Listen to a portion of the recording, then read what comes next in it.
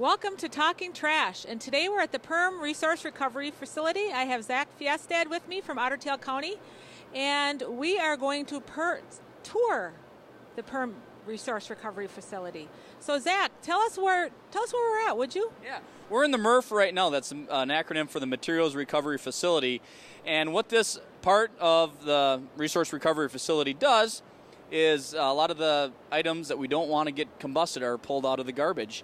This is new. It's part of the expansion that we're doing right here. So this is all new equipment, all new technology. We're really excited about it. We're just going to give you a little tour of what actually happens. So if you look behind here, this conveyor on the other side of the wall is our tipping floor. That's where all the garbage trucks dump their loads of garbage, municipal solid waste, and it comes up this conveyor. And then behind us we have our first sorting line, okay? And what happens here is the first 4 chutes is where cardboard is going to be pulled out of the waste stream, and all that cardboard is going to go down the chute, come up a conveyor, and it's going to get baled by itself. So that's the first thing that happens.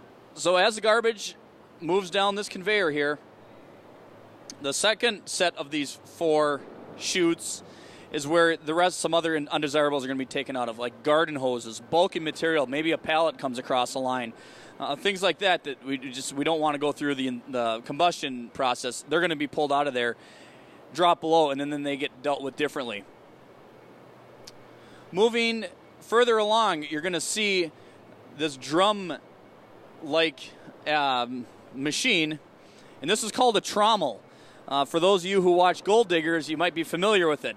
But what happens is it spins inside, all the garbage goes through it, and there's some really sharp knives in there. And what they do is they open up all the bags of garbage that go through here. And there's also holes on the side of it, just like a giant washing machine. And the first set of holes are 2.5 inches in diameter. And so a lot of your small materials that we don't want burned, bottle caps, batteries, a lot of dirt, a lot of glass, that's all going to drop through. And that gets dealt with separately. As it keeps going down, the holes get bigger. Then they turn into 6-inch holes. And so like your aluminum cans, tin cans, your plastic bottles, they're all going to fall through. And then they can be recycled. So we're pulling all those things out of the waste stream that we don't want burnt. So once it gets past this, it kind of takes a hard left.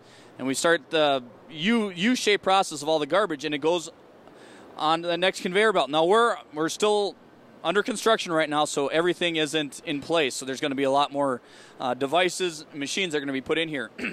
But you'll see an orange thing kind of on the other side of that blue conveyor. That's an eddy current, and that's a magnetic field.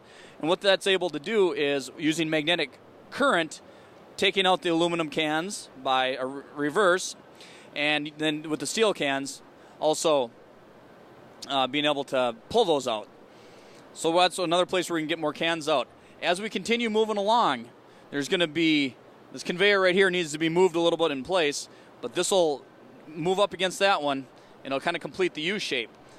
Up here, we're going to have one last picking station, and where they're going to be able to pull out things, as all this process has happened, they're going to be able to pull out some things that maybe aren't going to be able to be burned in the unit. And then it gets dumped back onto the tipping floor, and then that's where it's going to get dumped into the burning pit and goes into the combustion chamber. And we'll talk about that in a little bit. Thank you, Zach, and we'll continue our tour next week. Thank you.